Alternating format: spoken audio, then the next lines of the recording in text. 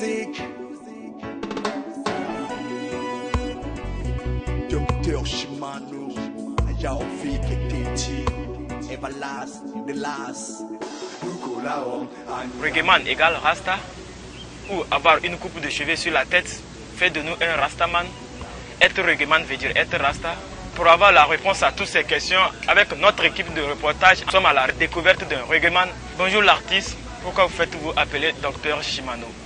J'ai un frère togolais qui réside à Montréal. Il est venu à Lomé pour préparer son album et on a bossé ensemble.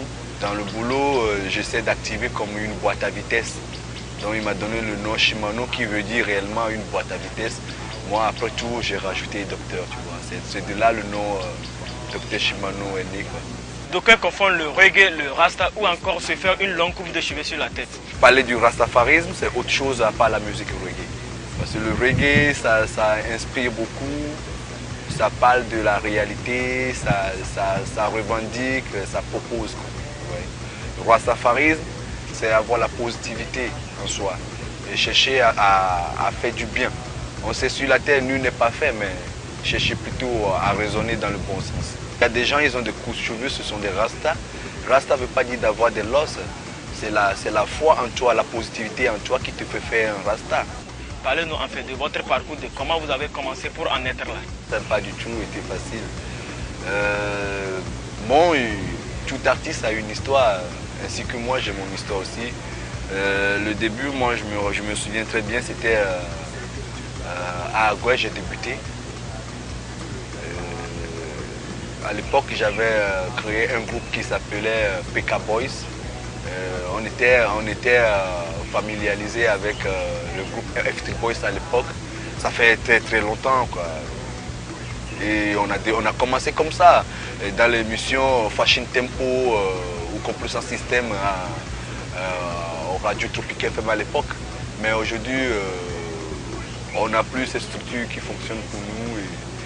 C'est là, nous, on a pu conquérir ce qu'on veut faire dans la musique togolaise. Quelle est alors votre source d'inspiration? Comment arrivez-vous à vous inspirer et écrire des thèses ou à les chanter?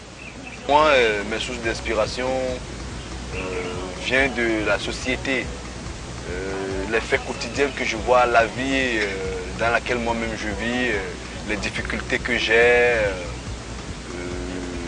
pas mal de choses qu'on vit, quoi. Moi, mes inspirations viennent de là, quoi.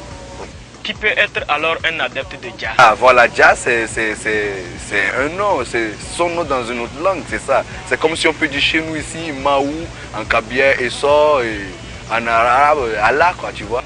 En dehors de la scène musicale, qui est Dr. Shimano? Dr. Shimano, en dehors de la scène, je suis antiquaire. Je vends les objets d'art antiques et celles de maintenant aussi, quoi.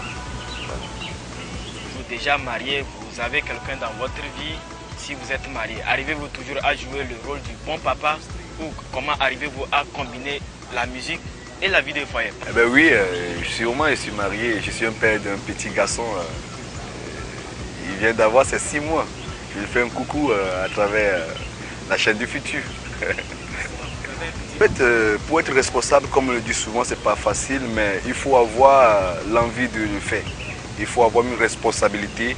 C'est pour ça qu'on appelle quelqu'un qui arrive à entretenir une famille un responsable. C'est-à-dire qu'il faut vraiment des conditions à remplir. Il faut vraiment protéger sa famille. C'est ça même le but d'un responsable. Vous voyez? Bon, si je me dis si ça va bien entre le monde artistique et puis mon foyer, bon, moi je peux dire que c'est deux choses, c'est deux mondes différents. Donc je prends le soin à ces deux mondes, puisque ces deux mondes m'appartiennent et me plaisent bien. On dit souvent qu'être rasta, c'est prendre du chanvre indien ou voilà, se doper pour mieux inspirer. Mais maintenant que nous y sommes devant vous, alors faites-nous un peu la lumière sur ce sujet. En fait, nous les rastas, nous sommes toujours pris pour des drogués, ceux qui prennent toujours du chanvre indien, comme tu le dis. Ben, en fait, en dehors de ça, il y a une autre nature que les gens n'arrivent jamais à comprendre.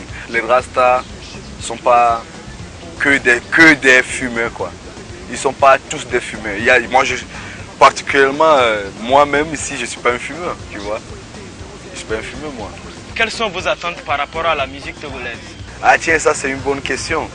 La musique togolaise, moi je peux dire, ça fait un bon moment. Et franchement, ça a émergé, mais il reste beaucoup de défis à relever concernant l'évolution de la musique togolaise surtout. Quel message envoies-tu à l'endroit du public, à ceux qui te suivent maintenant et à ceux qui veulent être comme toi? Ce que moi je pourrais dire, de vraiment bien bosser, parce que nous à l'époque on avait commencé, c'était pas du tout facile. Déjà tu arrives dans un studio pour une émission, on te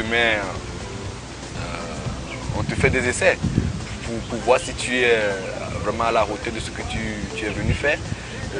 C'est malheureusement ce qu'on n'a plus aujourd'hui. C'était à l'époque où il y avait les Daddy Creator, le groupe Pau Pau Possi, Eric MC, le grand frère que je respecte bien. Pas mal de gens, franchement. Merci Dr Shimano d'avoir accepté notre invitation et de nous avoir fait la lumière sur tout ce qu'on ignorait. Merci à toi aussi, et merci à la chaîne du futur, merci à toute l'équipe. Ici c'est TOGO, la capitale Logone. Télé Week-end sur la chaîne du futur. Suivez donc. Tout ce qui est bien, qui finit bien, vous connaîtrez la vérité et la vérité vous en franchira. Maintenant, vous le savez, autant comme moi, être un rasta, c'est pas toujours avoir la coupe de cheveux. Moi-même qui suis là, je suis un rasta, c'est la positivité. Et bien, restez toujours positif dans tout ce que vous faites. Je vous dis, one love et God bless.